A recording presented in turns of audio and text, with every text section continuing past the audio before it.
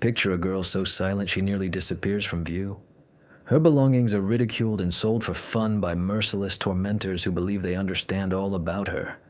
Imagine their astonishment when they uncover a secret she has kept hidden, one that could destroy their world in an instant. She holds a black belt in karate and is a tournament champion, known in circles they had never imagined.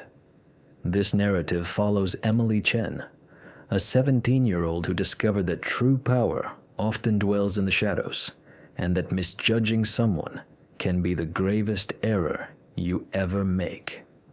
What follows will challenge everything you think you know about the quiet students who blend into the back of the classroom. Before we dive deeper, share where you are watching from, and if this story resonates with you, be sure to subscribe, because tomorrow there is something truly special coming your way.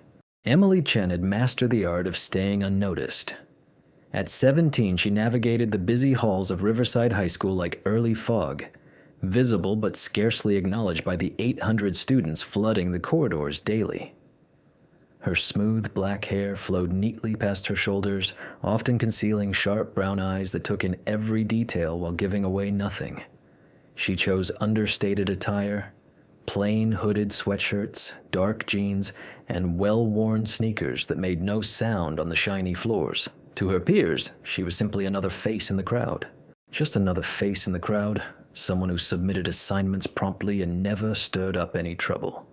What no one realized was that Emily held a passion that had been nurtured for more than 10 years. Every day at 5:30 in the morning, while her classmates enjoyed peaceful sleep, Emily quietly left her family's modest 2-story house on Maple Street and headed toward the Chen Family Dojo, a repurposed warehouse nestled in Riverside, Oregon's industrial area. The exterior appeared ordinary with its aged brick walls, revealing nothing of the disciplined fighters who trained inside. The dojo had been in her family for 3 generations. Her grandfather, Master Chen, founded it in 1987 after moving from Taiwan, bringing with him ancient skills and a philosophy that emphasized inner strength instead of outward force. Emily's father, Daniel Chen, upheld this legacy, and now Emily was the 3rd generation of Chen martial artists. She obtained her black belt at the age of 15, a milestone that required years of commitment, countless practice hours, and the profound understanding that real power is not measured by the ability to fight, but by the wisdom to recognize when combat is necessary. Her morning rituals were sacred to her. She dedicated 2 hours before school to practicing forms, sparring with her father, and meditating on the values that had guided her lineage for decades. The dojo's motto, in exquisite calligraphy, was displayed prominently on the main wall, bearing the words strength and silence, power and peace. Emily Chen perfectly embodied these ideals, carrying herself with a serene confidence that many mistook for modesty. Riverside High School was a vast campus of red brick structures and neatly maintained lawns, serving students from both the hard-working neighborhoods near the river and the wealthy hillside areas overlooking the town. The social order there was as entrenched as any caste system, with wealth and fame dictating where students sat during lunch, who received invitations to gatherings, and whose voices held sway in the everyday dramas that played out between classes. At the pinnacle of this social ladder was Jessica Blake, a striking blonde with icy blue eyes and a smile potent enough to both enchant teachers and intimidate competitors. Jessica represented everything Emily was not. She was bold, self-assured, and demanded attention wherever she appeared. As the student council's vice president and the daughter of Riverside's most prosperous property developer, Jessica's influence stretched well beyond the school. She kept a select group of close companions who shared her passion for luxurious clothing, elite social events, and expertly navigating social rivalries. Madison Parker acted as Jessica's right hand, a girl with sharp features and auburn hair, who oversaw Jessica's social media accounts with the precision of a skilled strategist. Madison had an extraordinary talent for crafting. Posts that seemed supportive while containing subtle jabs appeared frequently, and she had the power to ruin someone's reputation with a single, well-chosen remark or a perfectly timed photo. Chloe Adams acted as the group's enforcer, a tall girl with platinum blonde hair and an athletic build who intimidated others more through her physical presence than through clever speech. She was on the varsity basketball team and used her role as a star athlete to protect the group from facing consequences whenever their behavior crossed the line. Amber Wilson rounded out the inner circle. She was a petite girl with dark hair, skilled in collecting information and spreading rumors. Amber had formed connections across all social groups at school, making her an essential source of gossip and intelligence, which Jessica Blake used to maintain her control. Emily Chen's only genuine friend was Rachel Martinez, a lively girl with curly brown hair and a contagious laugh, who somehow had managed to stay kind despite the toxic atmosphere around them. Rachel participated in the drama club and had the rare gift of seeing beyond Emily's quiet exterior to the intelligent, thoughtful person underneath.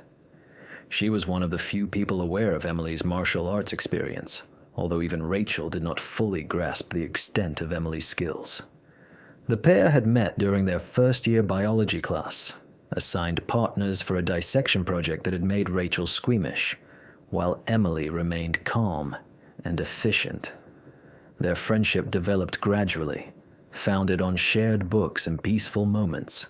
Conversations and Rachel's constant attempts to help Emily break out of her shell were a regular part of school life.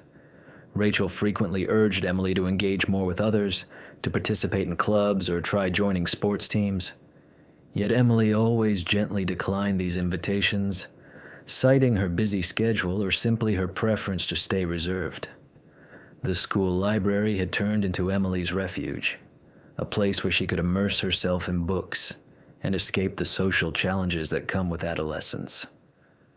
The librarian, Mr. Daniel Chen, was a quiet gentleman in his 40s who had once served in the military before choosing a path in education.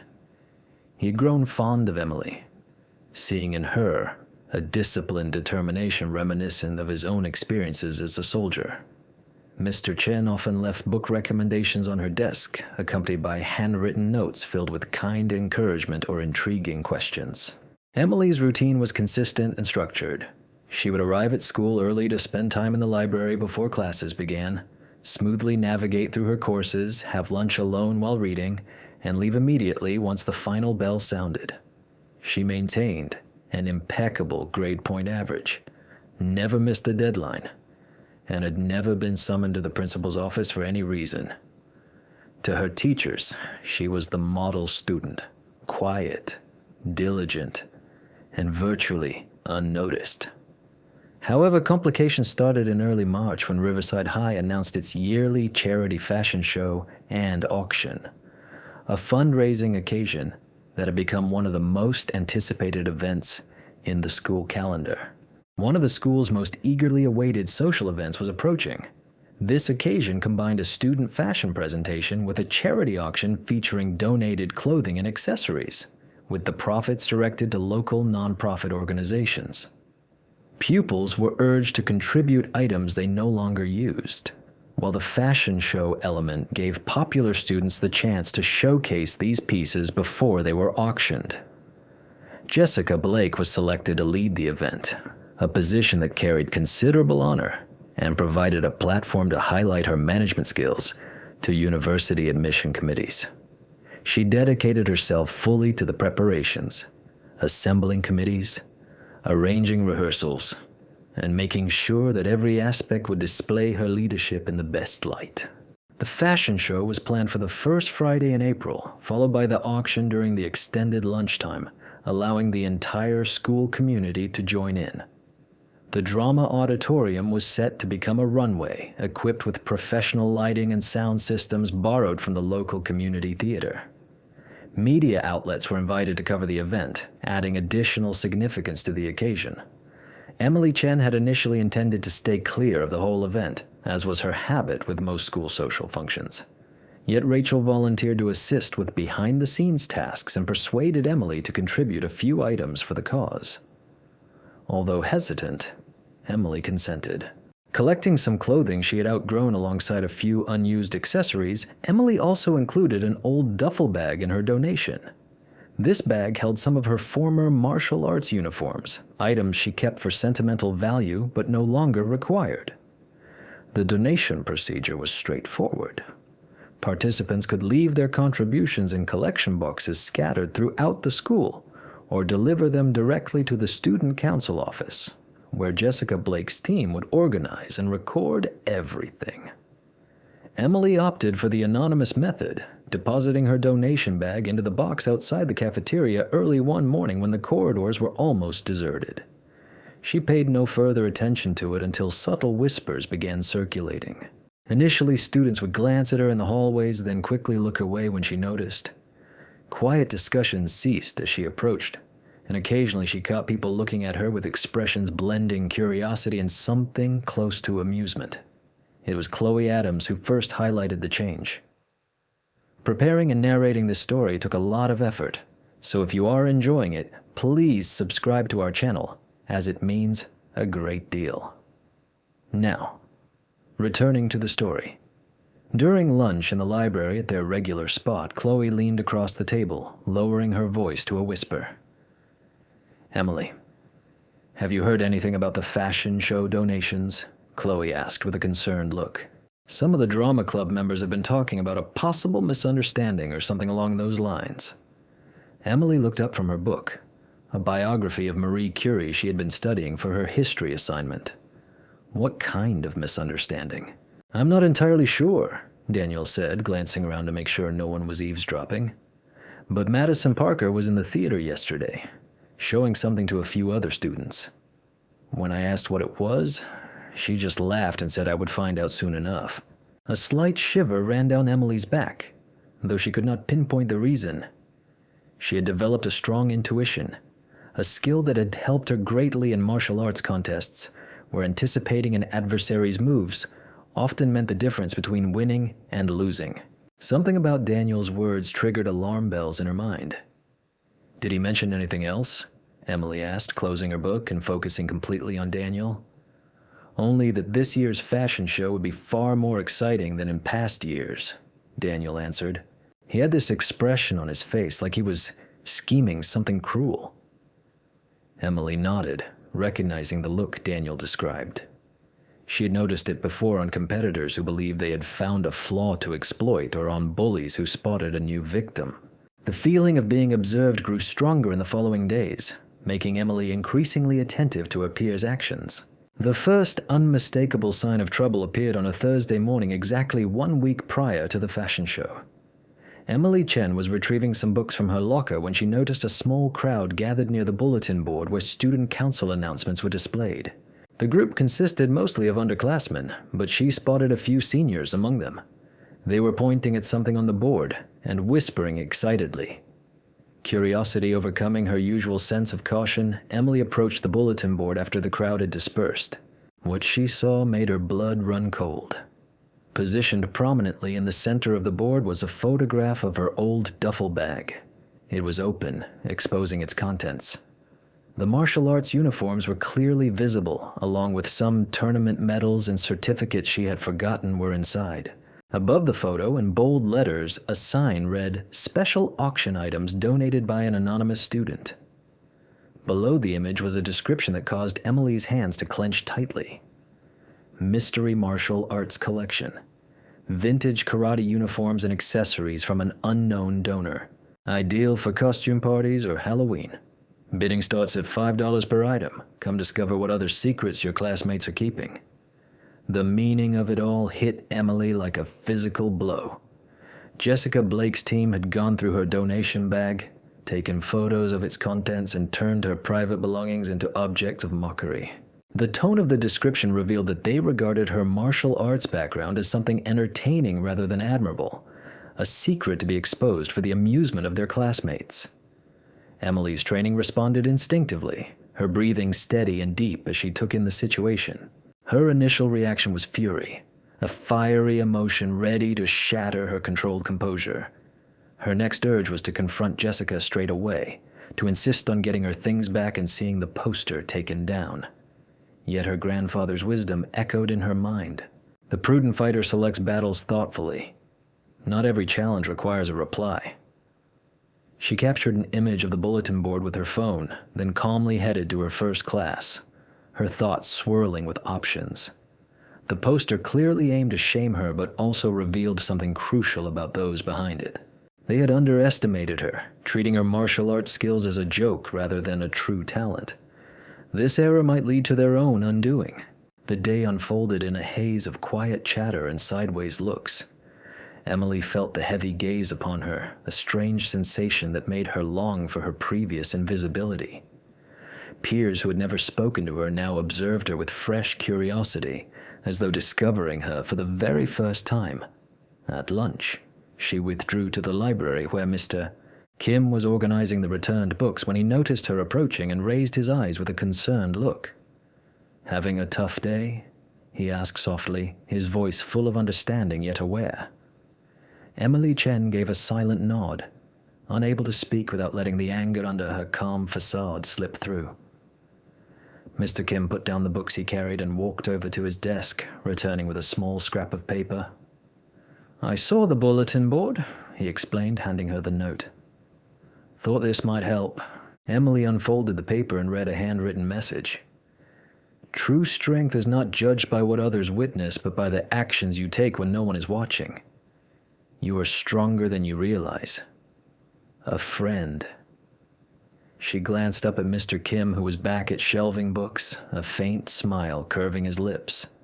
The note reminded her of the motivational notes she sometimes found in her locker, small acts of kindness that supported her on hard days. She had never been sure who left them, but now she knew. "Thank you," she murmured, slipping the note carefully into her pocket. Mr. Kim nodded without looking away from his task. "Some of the greatest wins are those no one expects," he said quietly. "Patience is important, yet so is recognizing the right time to move." His words lingered in Emily's mind as the day went on. She sensed the tension growing, like the charged energy in the air just before a powerful storm breaks loose. Her intuition told her that Jessica Blake's group was scheming something far more significant than just a simple bulletin board poster, something set to unfold during the fashion show itself. That night, Emily Chen sat in her room with her laptop, digging through every bit of information she could find about the charity fashion event.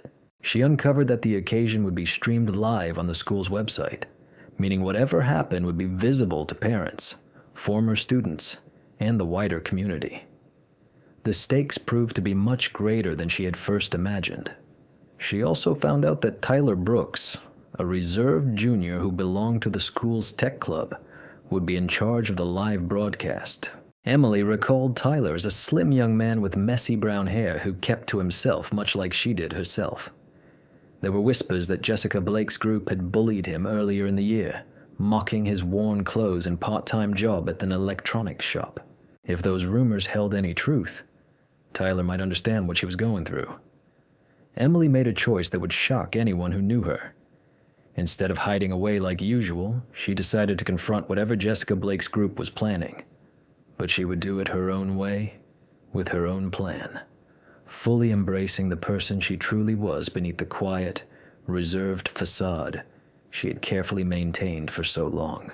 The very next morning, Emily arrived at school ahead of time and headed toward the computer lab where Tyler was known to spend time before classes started. She discovered him bent over a laptop trying to fix some coding issues linked to the livestream configuration. As she got closer, he glanced up, his face showing surprise yet not unfriendly. "Hello," Emily said simply, taking a seat beside him.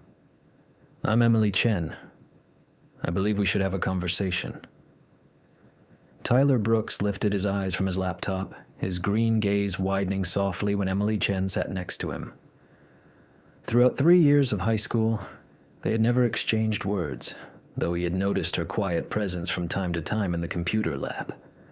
He always respected her choice to stay reserved, recognizing in her the same wish to avoid unwanted attention that had shaped his own school life. "Emily," he responded, his tone carrying a mix of surprise and interest. "What is happening?" Emily examined his expression carefully, catching the tiredness that briefly crossed his face. She was aware of the rumors about what Jessica Blake's group had done earlier that year, creating a fake social media profile in his name and posting humiliating material that took weeks to be removed. This ordeal pushed him even further into isolation, and Emily understood that reaching out was a gamble. He could be compassionate about her situation, or he might be too scared to risk becoming a target once again. "I need to ask you something," Emily said quietly, maintaining a calm and steady voice. "And you have to understand." Tyler assured her that whatever choice she made, he would not hold it against her. He saved his work and closed his laptop, turning his full attention to her. There was a certain urgency in her voice that indicated this was not just a casual chat. His past experiences with bullies had taught him to recognize when someone was truly in trouble. Emily asked about the live stream for the fashion show. "How exactly does it operate? Who controls what goes on air?" Tyler's face grew more guarded. "Why do you want to know?" Emily pulled out her phone, showing him a photo she had taken of the bulletin board the day before. Tyler's expression darkened as he read the details about her donated items, his jaw tightening with anger because he understood too well what was going on. Emily spoke quietly. "They have some plan for the auction. They want to shame me. I need to know how the system works so I can be ready." Tyler stared at the phone screen for a long time, his fingers tapping silently on the desk. Emily could tell he was considering his choices carefully, balancing the danger of involvement against the chance to assist someone enduring the same kind of torment he once faced. Finally, he explained, "The live stream goes through the school's main server. I manage the cameras and audio from a booth at the back of the theater. Everything is broadcast live automatically unless I intervene and stop it manually. I'm only supposed to manage the feed in case of technical difficulties or emergencies." "What about the recording?" Emily asked. "Is everything saved automatically?" Tyler confirmed that the system creates a backup copy stored on the school's network. It is intended for archival use, but then he stopped, meeting her gaze directly, and added that someone with the proper permissions could access that file later if needed. Emily nodded, catching the meaning behind his words. If something occurred during the live stream that Jessica Blake's group later wanted to hide, having the recording could serve as leverage. "There's something else you should be aware of," Tyler continued, lowering his voice even more. "Madison Parker came to talk to me yesterday. She inquired about adding some special graphics for the auction segment and mentioned that she wanted to make it more engaging. When I pressed her for details, she just smiled and said it would be a surprise." A shiver ran down Emily's spine. Madison's involvement confirmed her suspicion that Jessica's group was planning something beyond simply auctioning off her belongings. They were organizing some sort of public event designed to maximize her shame. "Will you help me?" Emily asked without hesitation, knowing that Tyler's response would shape how she handled the situation. Tyler was silent for what felt like an eternity, his eyes fixed on the floor as he weighed her request.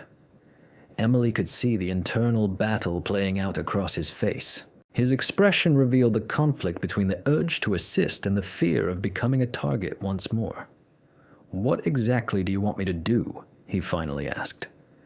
"I am not sure yet," Emily admitted, "but when the moment arrives, I might need someone who understands the technology and who is willing to do the right thing, even if it involves risk." Tyler stared at her, then truly looked at her as if seeing her for the first time. Emily met his eyes without flinching, allowing him to witness the determination beneath her calm surface. "All right," he said simply. "When the time comes, I will support you." Emily felt a surge of relief, quickly joined by a heavy responsibility. Tyler was taking a serious risk by agreeing to assist, and she understood that any plan she crafted would have to protect him as well as herself. "Thank you," she said sincerely, meaning more than words could convey. "I will not forget this." Tyler nodded and opened his laptop once more. Before Emily could leave, he added, "Emily, for what it is worth, I believe what they are doing is terrible. You do not deserve any of this. Neither do you, Emily replied, catching a grateful look in his eyes. The rest of the week passed under a strange, intense suspension. Emily followed her usual schedule, yet she felt the tension rise around her like the calm before a storm. Even students who had never noticed her before seemed to sense the change. Now everyone observed her with open curiosity, eager to witness her reaction to the notice on the bulletin board and to find out what would unfold at the fashion event. Jessica Blake's circle, on the other hand, appeared to be thoroughly enjoying themselves. Emily would often see them whispering together in the corridors, their faces glowing with sly anticipation. Madison Parker spent additional time on her phone, likely arranging some secret plan. Meanwhile, Chloe Adams and Amber Wilson made pointed remarks whenever Emily was nearby, loud enough to catch her attention. During chemistry class, Amber declared audibly, "I bet there are other secrets people keep hidden." Her voice echoed clearly throughout the lab. Madison added, giving Emily a sharp look, "You never truly understand someone until you rummage through their things. Some just refuse to accept their true selves. Still, the reality always eventually reveals itself."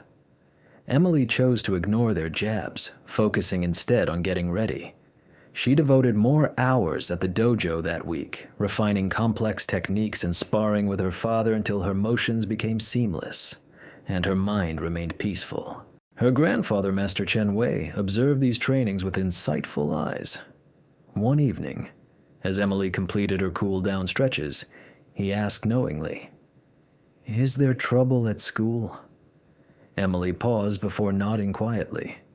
Master Chen had always possessed an uncanny ability to sense her moods, making it pointless to conceal her worries from him. "Some students discovered details about my training," she mentioned calmly. "They find it entertaining." Master Chen's weathered face showed no emotion, yet Emily noticed a flicker of something fierce in his dark eyes. "And what do you think?" Emily asked. "I believe they do not realize what they are up against," she answered, her tone firm despite the resentment quietly simmering within. Her grandfather then smiled, a look that mixed pride with a hint of something animalistic. "Good. Awareness is the first step toward triumph. But remember, my granddaughter, the greatest successes are frequently achieved without resorting to battle." Emily bowed with respect, grasping the profound meaning behind his advice. Martial arts had taught her numerous lessons throughout the years, yet perhaps the most vital one was that genuine power lies in understanding when to wield your strength and when to keep it held back. On Thursday afternoon, which was the day before the fashion event, Rachel found Emily in the library and pulled her into one of the study niches to talk without being overheard. "I heard something," Rachel said straight away, her face flushed with both anger and worry. "One of the drama club members caught Jessica talking to Madison about tomorrow. They are planning to do something with your items during the auction." Emily had anticipated this, yet hearing it for sure still sent a rush of adrenaline through her body. "What kind of something?" she asked. "They want to make a big spectacle out of it," Rachel replied. Explained, her tone tight with frustration. "Jessica is going to personally showcase your items and discuss how everyone hides secret hobbies and unexpected sides of themselves. Madison has put together some sort of slideshow to accompany it." "A slideshow of what?" Emily asked, though she already had a strong suspicion. "Photographs of your belongings with close-ups of the uniforms and medals. She calls it revealing hidden talents or something along those lines. They believe it will be absolutely hilarious." Emily felt her usual calm wash over her, that same mental clarity she experiences before a tournament match. As the situation became clearer, so did her ability to devise a plan and respond thoughtfully. "There is more," Rachel added hesitantly. "They intend to auction off each item separately while making remarks about the type of person who would need martial arts equipment. Jessica keeps saying some people pretend to be tougher than they actually are." The irony was almost laughable. Jessica's group was so obsessed with their own cleverness that they completely failed to grasp the true importance of what they had uncovered. They viewed Emily's martial arts background as mere showmanship rather than authentic skill. A grave mistake. "What will you do?" Rachel asked, worry and loyalty evident in her voice for her friend. Emily looked at Rachel carefully, really noticing the concern etched on her face. Rachel had been her one genuine friend throughout high school, the person who looked beyond her reserved nature to see who she really was inside. She deserved to learn the truth. "Rachel," Emily said carefully, "there are some things about me that you have never known. Secrets I kept hidden because I wanted to avoid drawing attention to myself." Rachel leaned in, her gaze sharp. "What secrets?" "I'm not just someone who took a few karate lessons," Emily spoke softly. "I hold a 3rd-degree black belt. I have trained since I was 5 years old. I participate in regional contests and have earned more awards than Jessica Blake could ever count." Rachel's eyes grew wide as she absorbed this information. "Emily, that's amazing. Why didn't you share this before?" "Because I wanted to be normal," Emily answered plainly. "I wanted to be just another student, not the girl who could probably take on half the football team. I wanted friends who liked me for who I really am, not because they were scared of me or thought I was some kind of spectacle." Rachel was silent for a moment, taking in the surprise.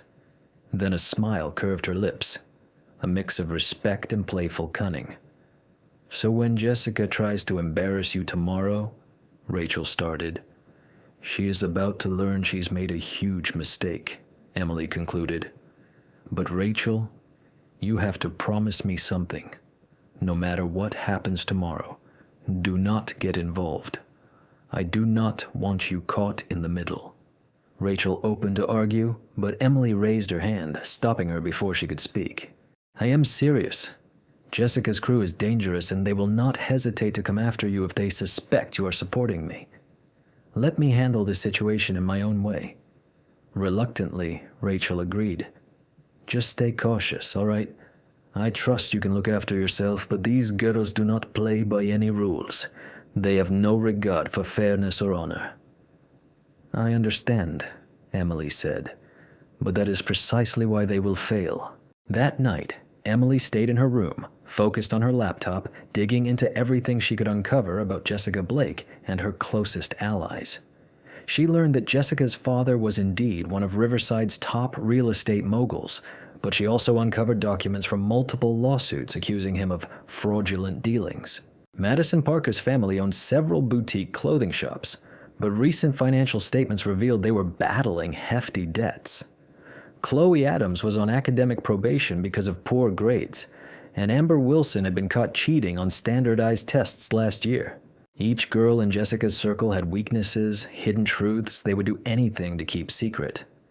Emily saved this information, unsure if she would ever need it, yet recognizing the value in understanding the opponent's vulnerabilities. Her grandfather had often told her every combatant has pressure points, spots where a well-aimed strike can bring even the strongest down.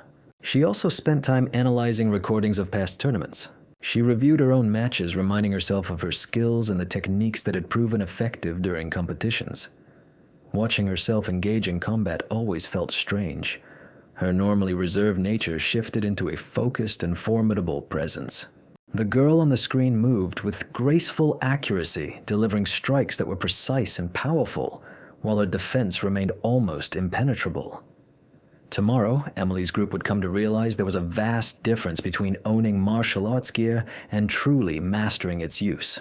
They would see that their quiet and seemingly harmless target was far from defenseless, and their plan to publicly humiliate her would backfire beyond their wildest expectations. Emily closed her laptop and prepared for sleep, her mind already racing through the possibilities for the coming day. She had no plan to initiate any trouble, but if Jessica Blake's group pushed their limits or tried to make her a public spectacle for their own entertainment, they would learn why her grandfather's dojo had produced champions across 3 generations. The night before the fashion show, Emily dreamt of past and future battles, moments when opponents had underestimated her calm demeanor and paid dearly for their misjudgments. In her dreams, she moved like a flash of lightning, her techniques flowing effortlessly into each other, her adversaries falling before they even grasped what had happened. She awoke before the first light of dawn. As was her habit, Emily Chen headed to the dojo for one last training session before the day that would alter everything. Her father, Daniel Chen, was already waiting, having anticipated her need for this familiar ritual. They practiced together in peaceful silence, their actions perfectly synced by years of joint training.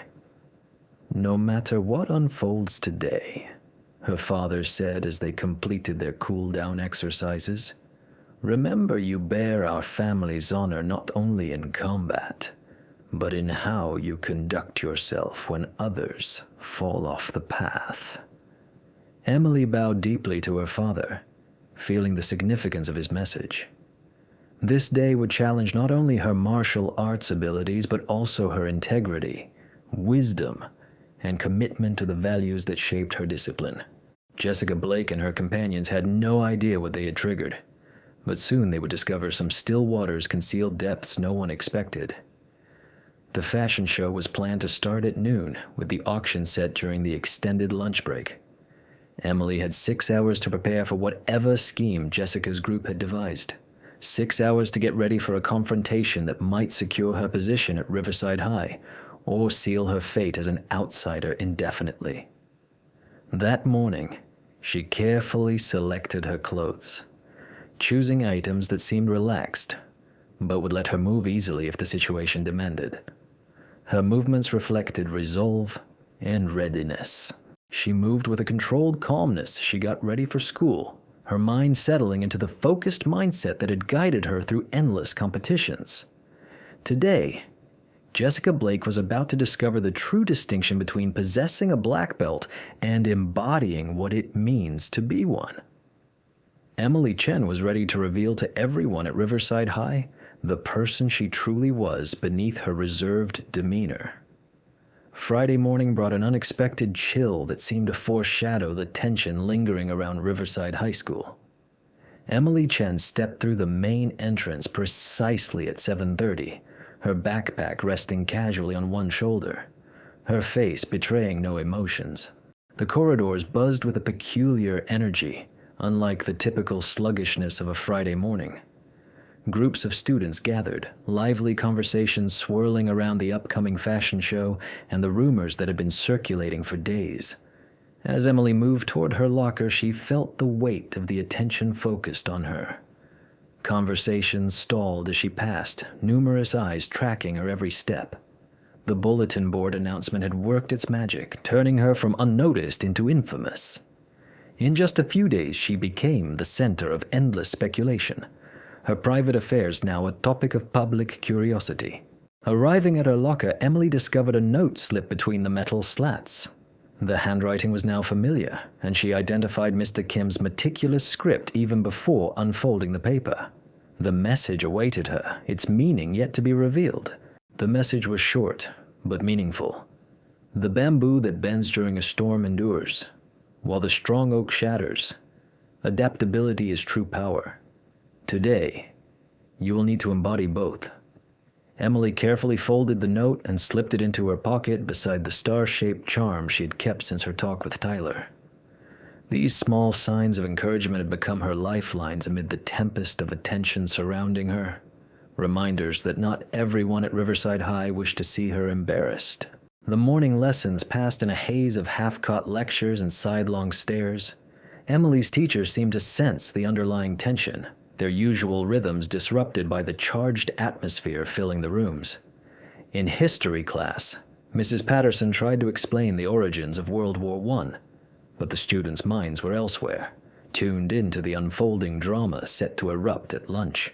During the next lesson, English, Emily noticed Madison Parker typing rapidly on her phone, fingers dancing with practiced skill. Madison occasionally looked up at Emily with a smile that mixed triumph and cruelty, clearly taking pleasure in the suspense of what was about to happen.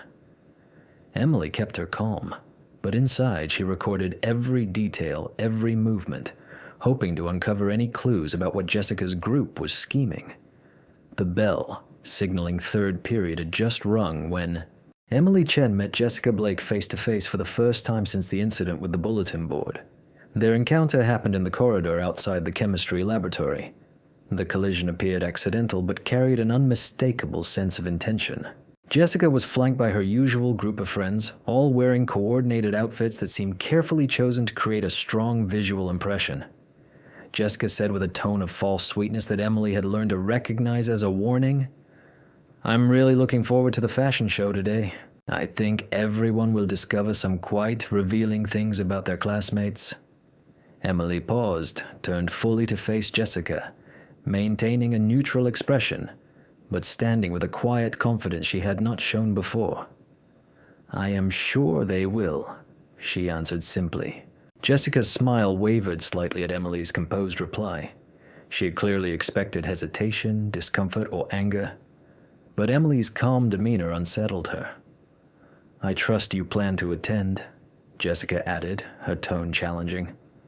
"It would be unfortunate if you missed the auction, especially after donating such intriguing items." "I will be there," Emily responded firmly. "I would never miss it for anything." Something in Emily's voice made Jessica take a step back, a certainty that hinted Emily knew something Jessica did not. For a brief moment, the roles seemed switched as Jessica appeared unsure while Emily remained completely composed. Madison Parker approached, her face sharp with doubt. "You seem unusually sure for someone who is about to become the focus," she remarked. Emily shifted her gaze to Madison, examining her with such intensity that the other girl looked uneasy. "I have been the spotlight before," Emily said softly. "Just not in the way you might imagine." Before Jessica's group could reply, Emily walked away, leaving them in the hallway with confused and increasingly unsettled expressions. She had seeded doubt, hinting that their meticulously crafted plans might not unfold as expected. The remainder of the morning dragged by painfully slow. Emily attended her lessons, jotted down notes, and joined conversations, but her thoughts drifted elsewhere, running through different outcomes and chances. She had chosen her tactic, a plan that would let Jessica's group try their trap while making sure they themselves would be the ones caught instead. At 11:30, Emily headed to the drama theater where rehearsal for the fashion event was in full motion. The area had been changed into something like a professional catwalk complete with lighting, cameras, and a raised stage stretching down the middle of the room. Chairs were lined up neatly along both sides of the runway. A large screen had been arranged at the front of the auditorium to display the auction presentations. Tyler Brooks was stationed in his booth at the rear, surrounded by monitors and control panels that operated the lighting and sound equipment. He caught Emily Chen's eye as she entered and gave a slight nod, signaling that he was prepared for whatever assistance she might require. Emily felt a wave of appreciation for the quiet boy who had agreed to support her despite the risks involved. The theater was quickly filling as students completed their morning classes and geared up for the extended lunch break. Emily found a seat in the central section close enough to the runway to observe everything clearly, yet far enough back to avoid drawing attention. A few minutes later, Chloe Adams appeared beside her face drawn with concern. "Are you positive about this?" Chloe whispered as she sat next to Emily. "You could still leave. We can grab lunch somewhere off campus or something." Emily shook her head, her expression resolute. "I have to see this through. Besides, I believe Jessica Blake's team might discover something meaningful about themselves today." Chloe studied her friend's face, noticing the serene assurance that had replaced the anxiety from the previous week. "You have a plan, right?" "I have a sense," Emily answered enigmatically. "Sometimes that is enough." The lights dimmed as Jessica Blake stepped onto the stage, stunning in a fitted scarlet dress that highlighted her blonde hair. With striking blue eyes, she carried herself with the grace of someone used to being in the spotlight. Her smile shone brightly as she greeted the full theater warmly. Emily said, "Welcome to Riverside High's yearly charity fashion show and auction." Her voice was clear, projecting perfectly through the sound system. Today we are not only showcasing fashion, but we are also raising funds for local charities and honoring the diversity within our school community. The crowd responded with applause, swept up by the enthusiasm of the occasion. Emily noticed several local news cameras capturing the event, while the live stream icon on Tyler's monitors confirmed the audience extended far beyond the students seated in the theater. The fashion show kicked off with a parade of students modeling generously donated outfits. Each item came with clever descriptions and lively bidding from the spectators. Emily observed the event intently, impressed by the professional execution and the evident dedication that went into ensuring the show's success. Whatever else could be said about Jessica Blake, she was undoubtedly gifted at managing large events. After the fashion segment ended, the auction began in full swing. Students competed eagerly for everything from luxury handbags to rare vintage sports items. Their excitement was fueled by the spirited competition and the awareness that every purchase contributed to helping local charitable organizations. The vibrant energy in the room made it clear that the evening was not just about fashion, but about community and generosity as well. Emily waited patiently as one item after another was sold, fully aware that her belongings would be saved for the grand finale of the event. As anticipated, when the auction began to slow down, Jessica stepped back onto the stage, holding a microphone and wearing a barely concealed look of excitement. Behind her, the large screen showed the opening slide of Madison's presentation titled Hidden Talents, Unveiling the Secrets Our Classmates Keep. "Now for something truly special," Jessica declared, her voice filled with dramatic suspense. "We have a fascinating assortment of items donated by an anonymous student. These pieces reveal stories about hidden skills and secret passions, reminding us that there is more to everyone than meets the eye." The screen behind Jessica switched to a high-resolution image of Emily's old duffel bag, opened wide to reveal its contents. The martial arts uniforms were showcased prominently, accompanied by the tournament medals and certificates Emily had long forgotten were inside. A wave of recognition spread across the audience as students began to associate the belongings with their reserved classmate. "Let's begin with this delightful karate uniform," Jessica went on, holding up one of Emily's older GIs. "Ideal for anyone who likes to act tougher than they actually are." The starting bid was $5. A few hesitant hands rose amid soft laughter from the crowd. Emily remained completely motionless, watching the scene unfold. Her face remained calm as she observed her belongings being mocked. Emily Chen reached out and gently held her hand, offering whatever comfort she could provide.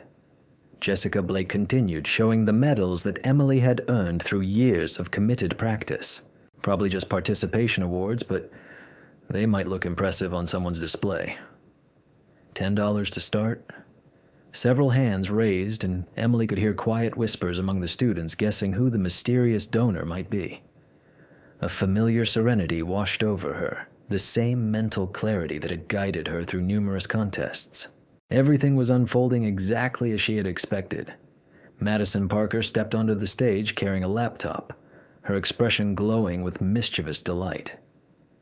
"We have prepared a special presentation about martial arts as a hobby," she declared, including instructional clips and advice for beginners eager to start.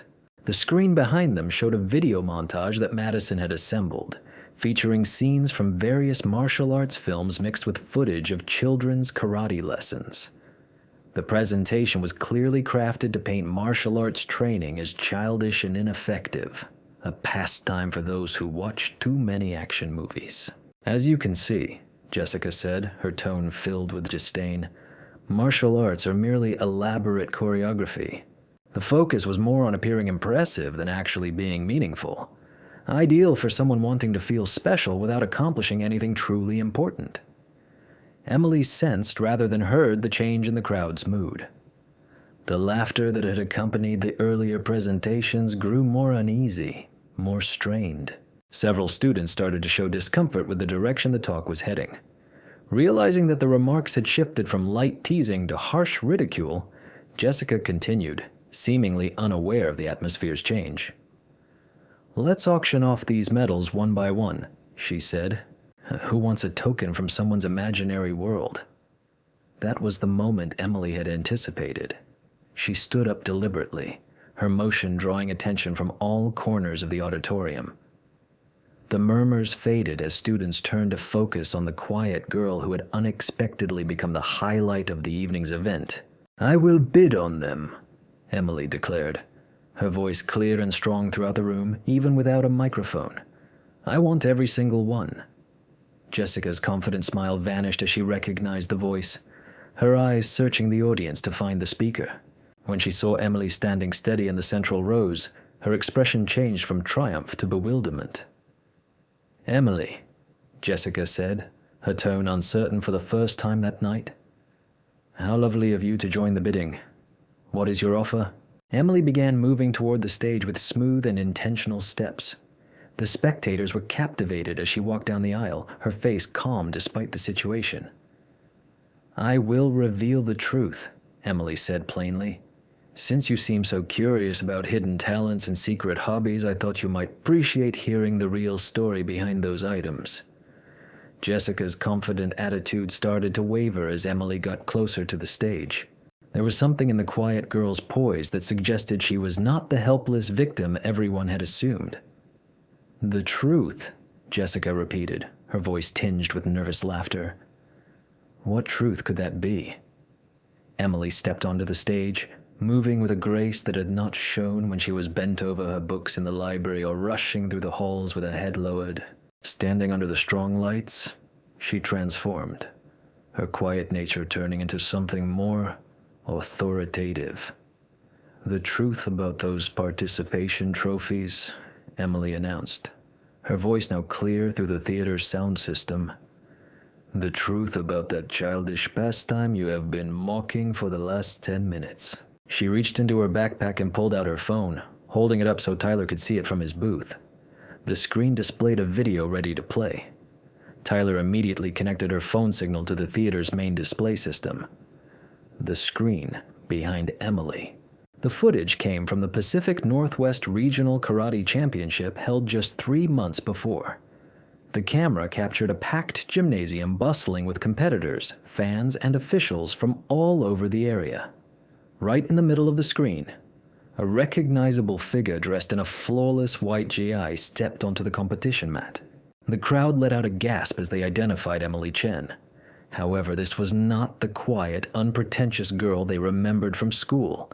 She was a fighter, her movements sharp and lethal, her gaze locked with intense focus. Her opponent, a sturdy young man who outweighed her by at least 30 pounds, cautiously circled around her. The match started with tremendous speed. Emily's rival unleashed a sequence of fierce attacks, his techniques both strong and skillful. Yet Emily moved like flowing water, smoothly evading his strikes while delivering counterattacks that landed perfectly. Within moments, it became obvious she was not just talented, but extraordinary. Her techniques transitioned effortlessly from one to another.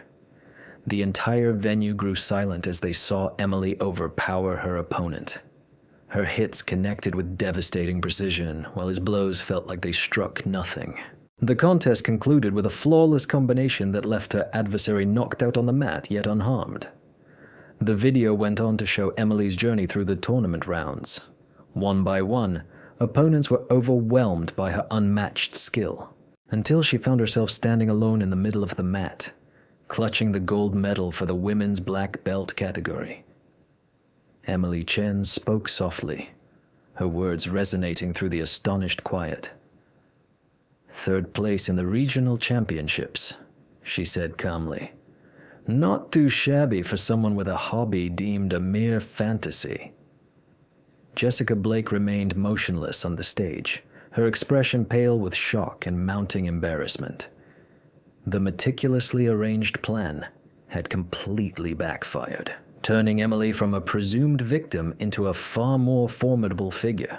"However," Emily continued, her voice remaining casual despite the charged atmosphere, That is not the entire picture. Tyler, would you show everyone the next video? The screen shifted to display a larger and more prestigious tournament. Emily appeared in the center of a colossal arena facing an opponent who was clearly a veteran competitor. The fight was savage and relentless, with both athletes pushing beyond their limits. Emily's triumph was even more remarkable than before. Her technique was so precise the judges gave her a flawless score. The crowd in the footage erupted in applause as she received another gold medal, this time for the state championship. "State champion," Emily said plainly. "And before you question, no, these are not mere participation awards. I earned every single one." The theater fell into an overwhelming silence. The students were left in stunned wonder, attempting to make sense of it all. The quiet girl they thought they knew transformed into the fierce competitor shining on the screen. Emily Chen had not simply exposed her secret.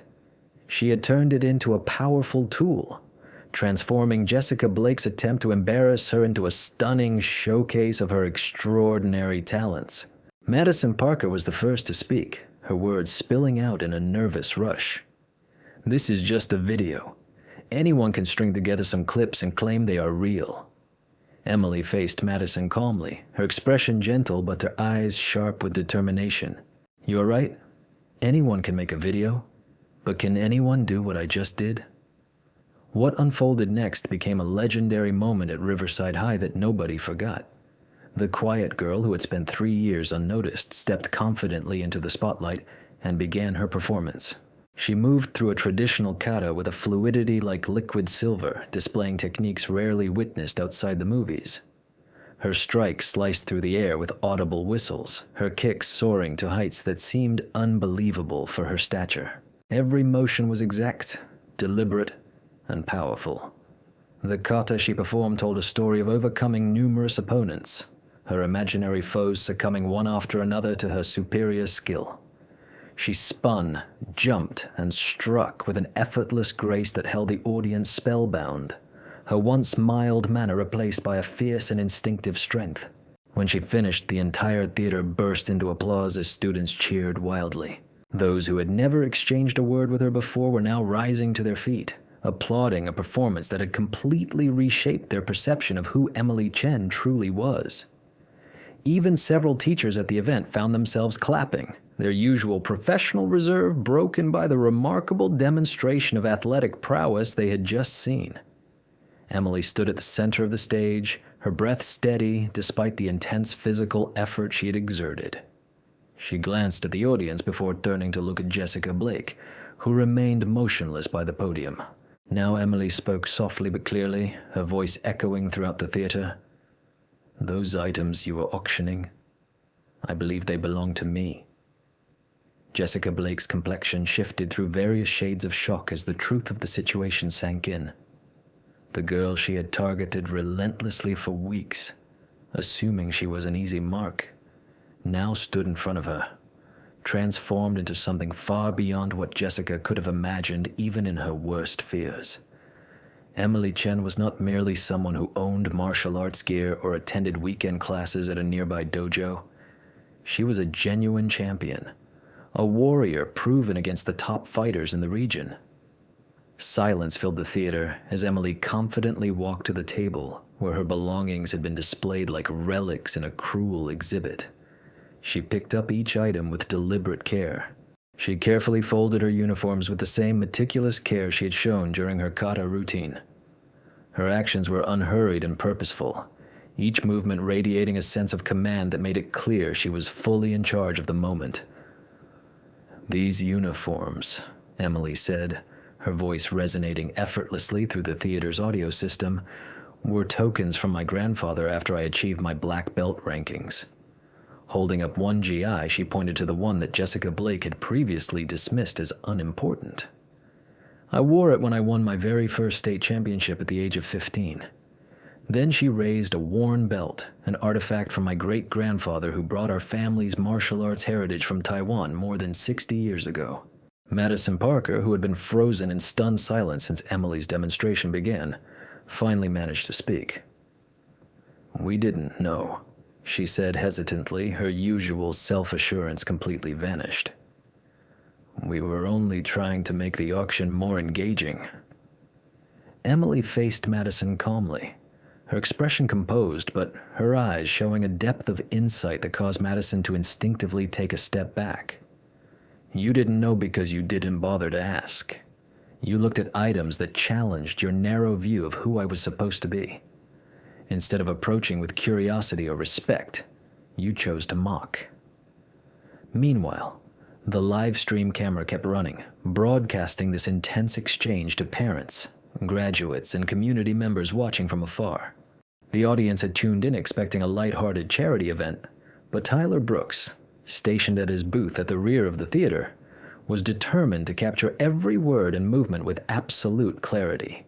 He had endured 2 years of humiliation at the hands of Jessica Blake's group and was not going to let this moment of justice escape documentation. Chloe Adams, who had stayed silent throughout the exchange, finally broke her silence. "Look, this is being blown out of proportion.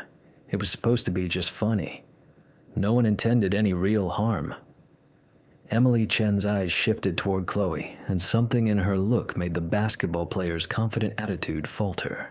"Harm is caused when you use another person's private property as public entertainment without their permission. Harm happens when you assume a quiet nature means weakness or vulnerability. You aim to humiliate me, and in doing so, you have revealed something significant about yourselves." Principal Carter had arrived at the theater during Emily's Keita performance, drawn by reports of a disturbance that reached his office. Now, standing at the back with a serious expression, he took in the scene. The charity fashion show had spiraled into a public confrontation, and the fact that it was being streamed live complicated the situation far beyond what anyone had expected. Jessica finally found her voice, although it was softer and less sure than anyone had ever heard before. "Emily, I believe there has been a misunderstanding. We were honoring diversity by showing that everyone possesses unique hobbies and talents." Emily finished gathering her things and turned to face Jessica squarely. When she spoke, her voice carried the weight of someone who had spent many years earning respect through actions rather than words. A true celebration would have involved seeking consent before sharing someone's personal belongings. It would have highlighted accomplishments instead of ridiculing the activity. "What you did was make a spectacle at my expense because you assumed I was too fragile or frightened to react." She paused, letting her words resonate before continuing. "You were mistaken about that, just as you were mistaken about everything else." Around them, the crowd began murmuring among themselves. The initial shock of Emily's revelation gave way to conversations about the scene unfolding. Many students pulled out their phones, recording videos and updating social media feeds with live commentary. The hashtag Riverside Karate Girl was already trending locally as clips of Emily's Keita performance spread quickly across multiple sites. Amber Wilson, who had served as Jessica's source of information and rumor spreading, glanced around, anxiously realizing that things were slipping beyond control. Their carefully preserved social authority was collapsing before their eyes. "Perhaps we should simply apologize and move forward," she suggested softly. Emily caught the remark and responded without hesitation. "An apology now would be mere damage control, not sincere regret. You had several weeks to rethink your actions. You were given many chances to treat my possessions with dignity, instead of using them as props for your amusement." She lifted her backpack, now filled with all her retrieved belongings, and gazed toward the crowd. Numerous students looked at her with newfound admiration, while others seemed to perceive her clearly for the very first time. Emily had accomplished something unexpected yet earned through her reaction to Jessica's attack. She had made herself seen on her own terms. Rachel Martinez, observing the scene with a blend of pride and astonishment, began to clap. The applause began slowly and steadily, increasing as more students joined in. Soon, the entire auditorium was applauding, the sound crashing over Jessica's group like a wave of disapproval. Mr. Kim came to Emily's side, having descended from the faculty seats. "Outstanding performance," he said softly, his tone full of approval and perhaps pride. "Your grandfather would be proud." Emily smiled at the librarian who had quietly supported her throughout the challenge. "Thank you for the notes," she said simply. "They meant more help than you might realize." Principal Carter then moved forward, his face serious as he addressed the situation that had escalated way beyond what the school staff had expected. "I believe it is best to conclude today's event," he declared. "Everyone should return to their usual lunch routines." However, Emily was not done yet. She had one last card to play, one final showcase that would guarantee Jessica Blake's group fully understood the consequences of their misjudgment. "Actually," Emily said, her voice clear throughout the auditorium, "I have something else to reveal.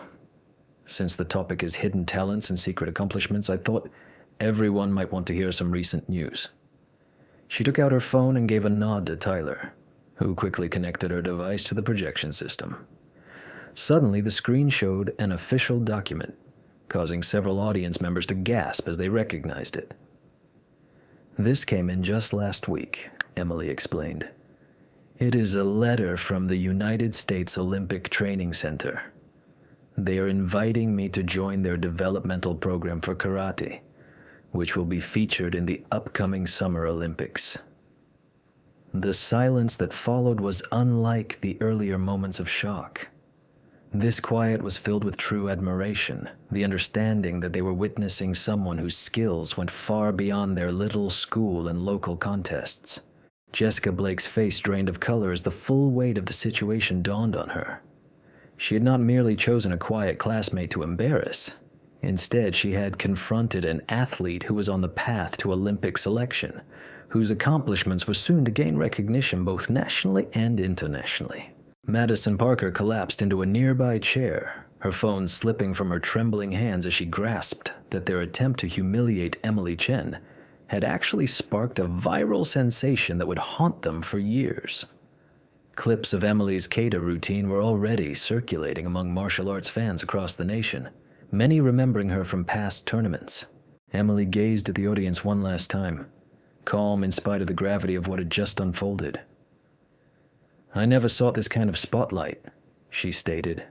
"Honestly, being unnoticed suited me, as it let me concentrate on my training and ambitions free from distraction. But since that's no longer an option, I think you should understand who you've been sitting beside in class all these past 3 years." She turned to leave the stage but stopped to address Jessica's circle directly. "I hope today you've realized the risk in judging others based on limited knowledge. Everyone holds depths unseen at first glance, and unfairly dismissing someone because they don't meet your expectations can result in serious consequences." Unfortunate outcomes followed. The threat, if it could even be called that, was delivered with such composed expertise that it somehow held more power than any loud confrontation ever could. Emily Chen had shown herself to be not only talented, but also perilous in ways that Jessica Blake's social tactics could never compete with. As Emily made her way down the aisle toward the theater exit, students instinctively stepped aside for her, their faces displaying a mix of respect, fascination, and barely hidden fear. She had shifted from being unnoticed to becoming legendary within just 30 minutes, and everyone present realized that Riverside High School would never be quite the same again. Tyler Brooks caught up with her as she entered the lobby. "That was amazing," he said, his voice full of admiration. "I have never seen anything like that before." Emily returned a smile to the quiet boy who had risked Jessica's anger to support her. "Thank you for everything you did. I could not have pulled this off without your help." "What happens now?" Tyler asked, glancing back towards the theater where excited voices still filled the air. "Now I return to training," Emily replied simply. "The Olympics do not care about high school drama, and neither do I. But I imagine Jessica and her group will think twice before targeting anyone again." The consequences of the charity fashion show unfolded over the next few days like a carefully planned campaign. The live stream recording had been automatically stored on the school's servers, yet numerous students had also captured their own versions of Emily Chen's demonstration. These clips quickly circulated on various social media sites with tremendous speed, drawing interest from martial arts enthusiasts, anti-bullying supporters, and news organizations. By Monday morning, Emily Chen had gained the status of a minor online sensation. The hashtag Riverside Karate Girl had grown beyond just the local area, with martial arts teachers nationwide sharing the videos as prime examples of correct technique and focused execution. Several prominent news channels reached out to the school requesting interviews, and Emily's phone kept ringing nonstop with calls from journalists, talent scouts, and offers for sponsorships. Jessica Blake and her close group, however, found themselves receiving a very different type of attention. The footage capturing their effort to embarrass Emily had been edited and posted alongside the display of Emily's genuine skills, highlighting a stark contrast that made their behavior seem even more petty and mean-spirited. Comment sections beneath every video were flooded with severe criticism toward their conduct, while multiple college admission officers started raising tough questions about the integrity of applicants from Riverside High. On Tuesday morning, Principal Carter summoned Emily to his office not for reprimand, but to talk about how the school should manage the growing media spotlight. Emily Chen sat calmly opposite his desk, maintaining the composure she had displayed throughout the entire situation, her hands resting gently together in her lap. Principal Carter assured her, "I want you to know, the school administration fully supports you. What happened at the fashion event was unacceptable, and we are instituting new measures to avoid anything similar in the future." Emily nodded politely but appeared somewhat indifferent to the bureaucratic response. She said, "Thank you, Mr. Carter, but I am more focused on returning to my regular schedule. The attention is distracting." Principal Carter continued, "Regarding that, I have been contacted by multiple media sources. They are very interested in your story, and I want to ensure you have the school's backing should you choose to participate in interviews." Emily responded firmly, "I do not believe that will be necessary. My actions have spoken clearly. I do not need to provide any further explanations." This reply was typical Emily Chen, straightforward, practical, and concentrating on results rather than drama. She had succeeded in her aim to end Jessica Blake's harassment and restore her personal dignity. While the broader consequences of what she had done were important, they were secondary to her main goal of continuing her studies and training without disruption. Changes at Riverside High were swift and considerable. Jessica Blake's social dominance collapsed nearly instantly. Her carefully constructed influence began to unravel with startling speed. The carefully crafted reputation was shattered by the viral video showing her attempt to demean Emily Chen. Students who once sought her approval started avoiding her, and teachers who had praised her leadership skills began to question their judgments. Madison Parker transferred to a private institution the very next week, unable to face the constant reminders of her involvement in the failed scheme against Emily. Meanwhile, her family's boutique clothing shops received harsh reviews from customers who recognized Madison from the viral clips, prompting her parents to decide that a new environment was necessary. Chloe Adams lost her role as captain of the basketball team after an official complaint regarding her conduct was filed. The athletic department, already under close watch for other concerns, could not risk being linked to the type of bullying so thoroughly documented. Amber Wilson, likely the most intelligent member of Jessica Blake's circle, publicly apologized to Emily and started volunteering with organizations against bullying. Her previously strategic mind, once focused on spreading gossip and rumors, was now devoted to managing damage control and restoring her reputation. Meanwhile, Emily adapted to her rising public profile with her usual elegance. She continued her morning training sessions at the family dojo, maintained flawless academic performance, and politely turned down most interview requests and sponsorship offers that came her way. The invitation to train for the Olympics remained her main goal, and she devoted her spare moments to preparing for the physical and mental trials awaiting her. Rachel Martinez found herself in an uncommon situation as the close friend of a celebrity. She faced many questions from classmates eager to discover every detail about Emily Chen's history and training. Rachel managed the attention with a mix of humor and loyalty, safeguarding Emily's privacy while sharing suitable anecdotes about their friendship. Tyler Brooks had become somewhat of a hero too, as his role in capturing and sharing Emily's reactions earned him newfound respect from peers who had once overlooked him. He made good use of this new reputation by starting a computer programming club and arranging technical assistance for school functions. Mr. Kim maintained his quiet encouragement, leaving inspiring notes tucked into Emily's locker and suggesting books about athletes who had risen above challenges to reach success. His background in the military helped him understand the discipline and mental resilience Emily exhibited, and he ensured she knew there was at least one adult in the building supporting her journey. Meanwhile, the Chen family's dojo saw an unexpected rise in enrollment since students and their families from the surrounding areas wanted to learn from the instructors who had trained such an extraordinary martial artist. Master Chen, Emily's grandfather, managed this growing attention with composure. Emily embodied the same respect her grandmother had demonstrated, seizing the chance to impart not only martial arts skills, but also the principles and morals that shaped their discipline. 3 weeks following the charitable fashion event, Emily received a parcel that brought a genuine smile to her face for the first time since the unfortunate event. Inside lay a newly tailored uniform crafted by a company renowned for outfitting athletes competing at the Olympic level. Enclosed was a note that read, "To the young woman who reminded us all that silent strength is the greatest power there is. Congratulations on your acceptance to the training center. Make us proud.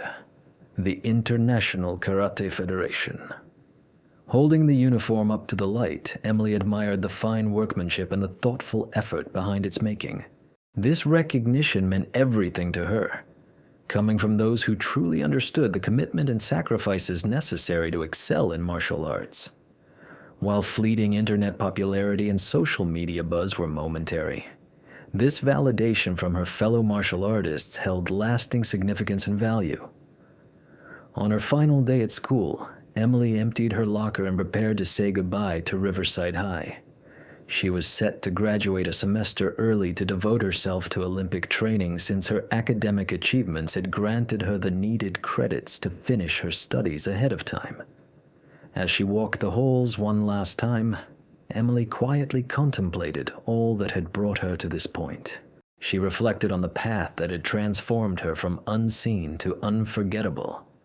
She had never chased attention or fame, yet when life thrust her into the spotlight, she maintained her composure with grace and integrity. The once quiet girl who hid among the library shelves found that genuine strength was not about avoiding confrontation, but meeting it with intelligence and skill. Jessica Blake passed her in the corridor without a glance. Her previously confident walk had diminished into a rushed shuffle. Emily felt no pleasure in seeing her former oppressor falter, no delight in the reversal of their roles. Emily had long understood that true victory means staying authentic to oneself despite the obstacles encountered. At the school gate, Emily stopped and gazed back at the building that had been her home for 3 years. Tomorrow she would begin training alongside some of the world's finest martial artists, preparing for contests that would challenge every lesson her grandfather and father had imparted. A quiet student from Riverside High was about to evolve into something extraordinary. An Olympian. She lifted her backpack, the same plain bag that once held her books and secrets, and stepped forward with the same calm pace that once rendered her invisible. Now those steps moved her toward a destiny that would make her unforgettable, proving that true power often comes from within. Concealed within the most unassuming appearances, Emily Chen's story would be recounted repeatedly at Riverside High for many years to come. It served as a powerful reminder to every student that one can never truly grasp the strength concealed beneath a quiet demeanor.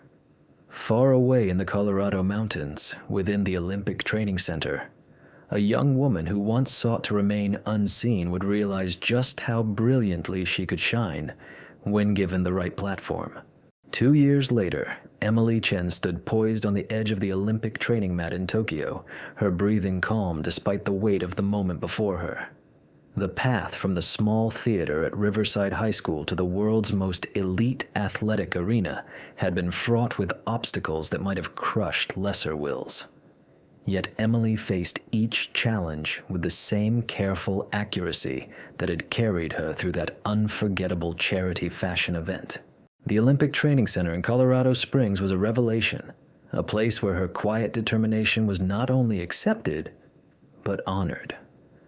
Among athletes who knew the sacrifice needed to reach the summit of their disciplines, Emily finally found a community that recognized her intense commitment to excellence as a strength rather than social awkwardness.